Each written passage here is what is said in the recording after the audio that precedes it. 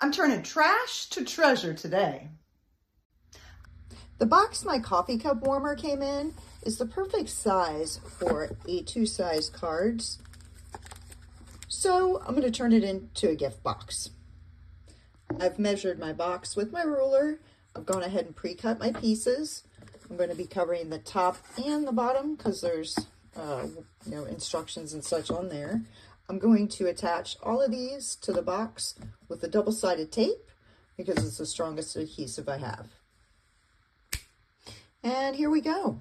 We got a nice blank canvas here.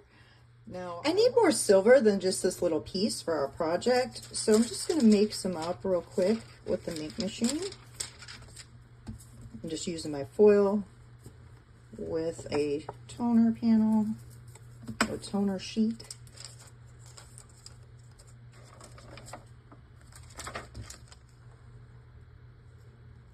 Now that I've got the silver sheet made, I'm going to use my Big Shot to cut out the words for you in this Monkey Tails font right here. And here's our letters. I'm going to set these aside for now. Next, I'm heat embossing in silver this big flower here. Of course, I have my anti-static pouch, my Versamark.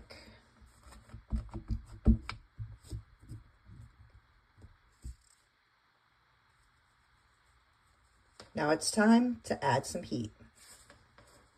Moving on to the medium-sized flower, I'm going to heat emboss in silver onto the white, and I'm not totally sure how many I'm going to use or want to use, so I'm just going to make 4 of them to start. Moving on to the small flower, I'm going to heat emboss in silver onto the orange. I'm picking the orange because part of the box has orange on it, and I wanted to tie it all in. I'm going to go ahead and heat emboss 3 of these. Now moving on to some greenery. I'm going to make 3 of these.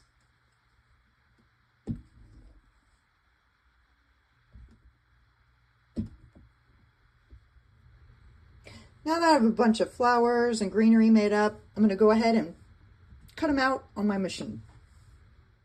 All right, we've got all the flowers and leaves cut out. I went ahead and made an extra leafy piece.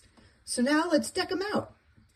For the big pink flower, I want to pierce a little hole right in the middle because I'm going to add this brad, this little gem brad, right to the center.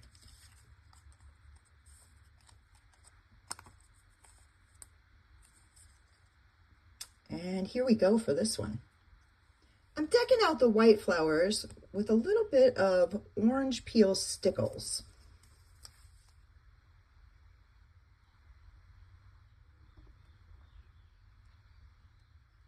For these little orange flowers, I thought it'd look nice if I used these itty bitty star brads for the centers.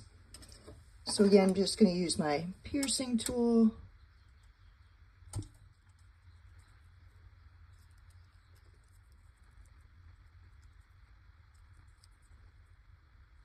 Now it's time to put everything together. I'm going to run these letters through my sticker machine.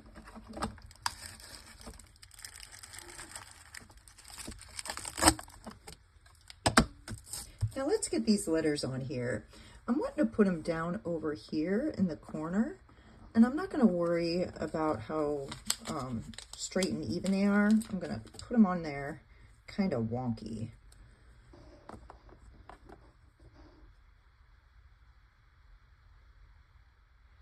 So off camera, I figured out where I want the leaves and flowers to go, and this is where I need the leaves to be. So I'm going to run them through the sticker maker and then attach them one by one in hopes to get them in roughly in the same area where they are now. I'm attaching the flowers with some foam tape just to give it a little bit of extra dimension and have them, kind of popping off the box.